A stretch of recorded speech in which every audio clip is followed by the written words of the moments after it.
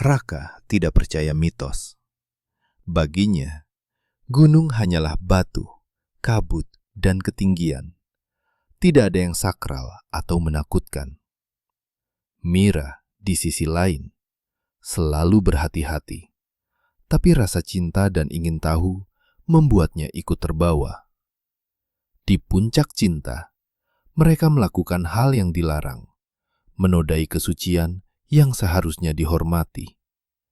Mereka mengira semua itu hanyalah euforia ketinggian, luapan perasaan dua remaja yang wajar setelah menaklukkan jalur panjang dan sunyi. Yang terjadi bukan manusia yang menghakimi mereka, melainkan alam itu sendiri.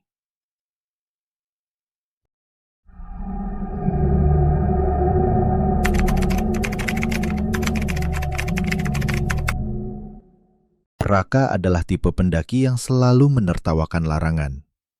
Baginya, gunung hanyalah bentang alam, tinggi, indah, dan tak lebih sakral dari logika manusia. Ia mendaki bukan untuk mencari makna, melainkan pembuktian bahwa ketakutan hanyalah cerita yang diwariskan oleh mereka yang tak pernah berani melawan. Di sampingnya, Mira berjalan dengan langkah lebih hati-hati.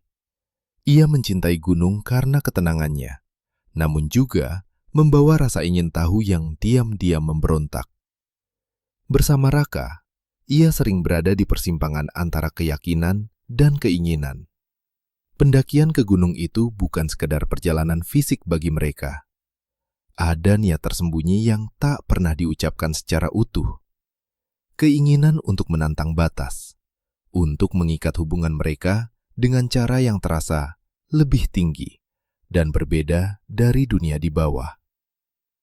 Ketika mereka mendengar tentang puncak cinta dan pantangan yang menyelimutinya, larangan itu justru terdengar seperti undangan.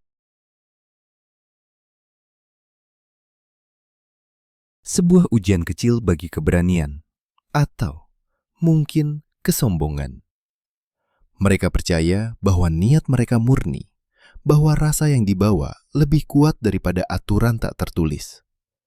Dan di sanalah kesalahan pertama dimulai. Ketika manusia mengira alam akan mengerti alasan tanpa perlu dimintai izin. Kabut turun lebih cepat dari perkiraan.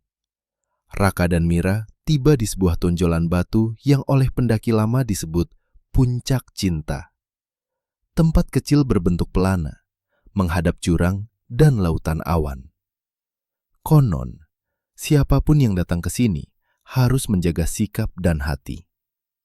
Awalnya, mereka tertawa, lelah, dingin, dan merasa dunia sedang jauh di bawah kaki mereka. Tak ada pendaki lain. Angin berhenti berhembus, seolah gunung sedang menahan napas. Katanya cuma mitos, ujar Raka pelan, setengah menantang sunyi. Mira ragu. Ia ingat pesan Porter di base camp. Di atas, jangan sembarangan menyatukan niat dan nafsu. Tapi rasa percaya diri dan euforia ketinggian menenggelamkan keraguannya. Ketinggian memang sering membuat manusia lupa ukuran dirinya. Saat mereka melanggar batas yang tak tertulis itu, sesuatu berubah. Kabut yang tadinya tipis mendadak mengental, menutup pandangan hanya sejengkal. Bau tanah basah terasa menyengat, padahal tidak hujan. Dari kejauhan terdengar langkah, perlahan, teratur, padahal mereka yakin benar-benar sendirian. Raka menoleh cepat, senter menari di dinding kabut. Tak ada apa-apa, hanya batu-batu yang tampak lebih gelap dari sebelumnya. Namun langkah itu terdengar lagi, kali ini lebih dekat, seolah mengikuti irama detak jantung mereka. Mira merasakan dingin merayap dari telapak kaki hingga tengkuk.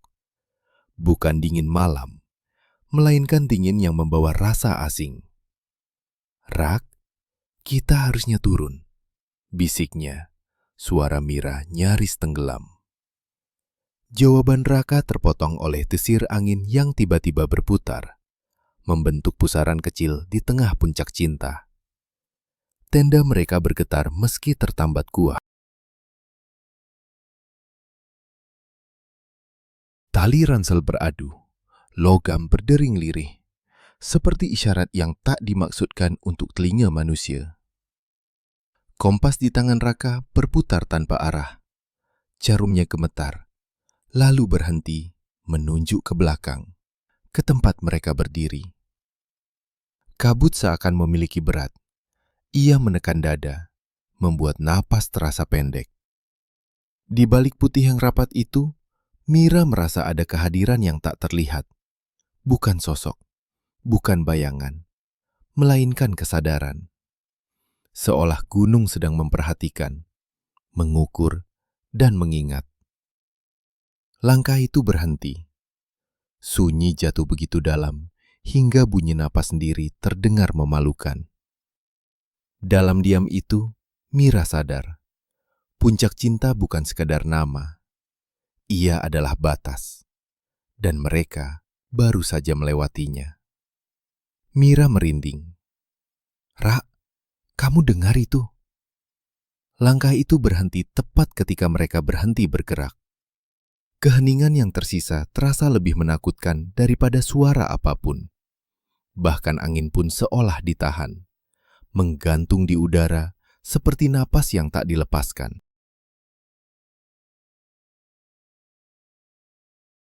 Raka mengangkat senter perlahan. Sorot cahayanya memotong kabut, dan untuk sesaat, ia melihat sesuatu bergerak di pinggir pandangan. Bukan manusia, bukan bayangan pohon. Terlalu tinggi, terlalu kurus, dan tampak berdiri tanpa menapak tanah. Cuma kabut, gumam Raka, lebih kepada dirinya sendiri. Namun kabut itu mulai membentuk lipatan-lipatan aneh. Dari lipatan itu muncul siluet. Kepala yang miring tak wajar, lengan yang terlalu panjang, dan tubuh yang seolah disusun dari kelap itu sendiri. Bayangan itu tidak mendekat, hanya berdiri, menunggu, seperti tahu waktu berpihak padanya. Lalu, angin kembali datang. Dinginnya menusuk tulang, berputar di puncak cinta, seperti pusaran yang tak terlihat. Tenda mereka bergetar meski tertambat kuat. Pasak berbunyi krek, krek, seolah ditarik dari bawah tanah. Kompas Raka berputar tak tentu arah. Jarumnya berputar cepat, lalu berhenti, menunjuk lurus ke Mira. Raka membeku. Kenapa kompasnya ke kamu? Mira tak sempat menjawab. Dari balik kabut, terdengar suara lain. Bukan langkah lagi, melainkan tarikan napas panjang, berat, seolah sesuatu yang sudah lama terkubur, akhirnya terbangun. Bau tanah basah berubah menjadi anyir, bercampur aroma besi berkarat. Dalam kabut, Mira merasa ada yang mengawasi. Bukan dengan mata, tapi dengan kehadiran. Seolah gunung sedang menilai, lalu kecewa. Rasa itu menekan dadanya, membuat air mata mengalir tanpa sebab. Ia tiba-tiba melihat kilasan. Dirinya berjalan sendirian di jalur yang sama, memanggil nama Raka, tapi tak pernah mendapat jawaban. "Rak, jangan ninggalin aku," ucapnya gemetar. Raka ingin meraih Mira, tapi tangannya terasa berat, seolah udara di antara mereka mengeras. Di sudut matanya, ia melihat bayangan tadi kini berlipat ganda. Ada yang berdiri di tepi jurang, ada yang merunduk di balik batu, dan satu, paling dekat, berdiri tepat di belakang Mira. Wajahnya tak terlihat, hanya lubang hitam tempat mata seharusnya berada.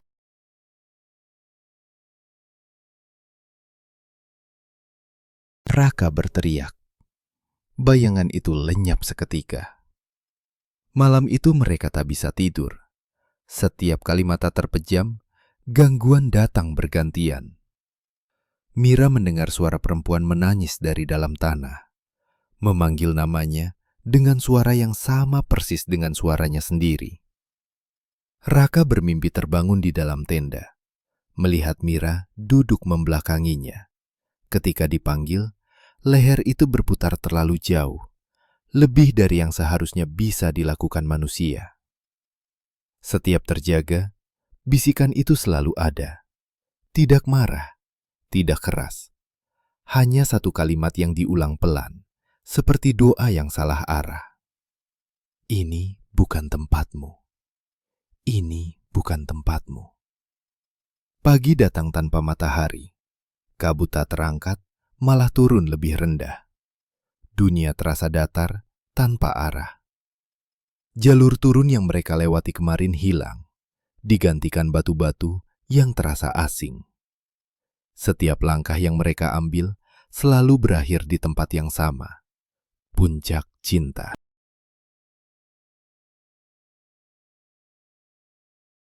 Batu itu seperti menunggu mereka. Mira mulai sadar. Gunung tidak menyesatkan mereka. Gunung hanya mengembalikan. Dan selama niat yang melanggar itu masih melekat, puncak cinta tidak akan membuka jalan pulang. Baru ketika Mira berbisik meminta izin, bukan pada Raka, tapi pada gunung itu sendiri, kabut mulai terbelah. Bukan menghilang, hanya membuka celah sempit, seperti pintu yang enggan dilewati. Angin berhenti mendadak. Suara-suara lenyap seketika. Seolah sesuatu telah menerima permintaan itu dengan syarat yang tak diucapkan. Mereka turun tanpa bicara, tanpa saling menggenggam, tanpa menoleh ke belakang. Langkah Raka terasa berat, tidak seimbang. Beberapa kali ia berhenti, menekan dadanya, mengaku hanya pusing karena dingin dan kurang tidur. Mira ingin bertanya, tapi setiap kali menatap wajah Raka, ia melihat sesuatu yang berbeda. Tatapan kosong, seperti seseorang yang masih berjalan, tapi sebagian dirinya tertinggal di atas.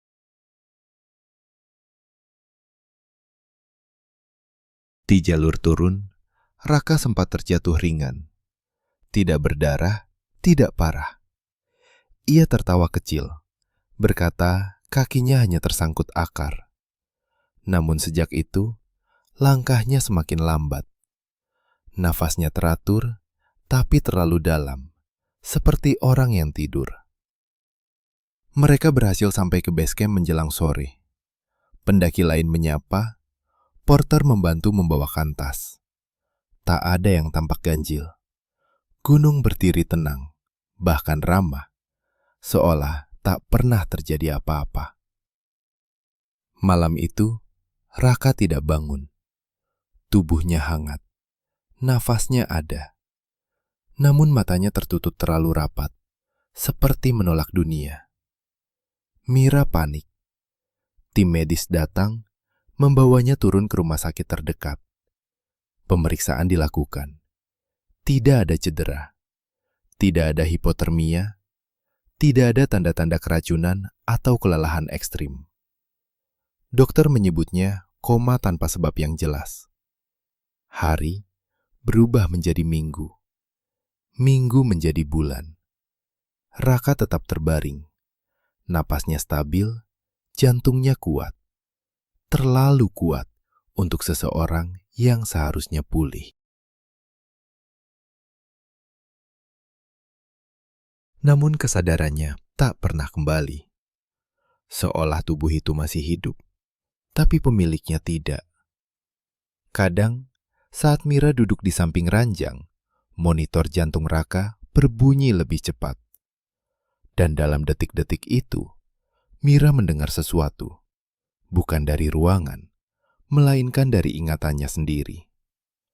Langkah perlahan, tarikan napas berat, dan bisikan itu. Ini bukan tempatmu. Beberapa bulan kemudian, Raka pergi. Tidak dramatis, tidak ada kejang, tidak ada tanda perlawanan.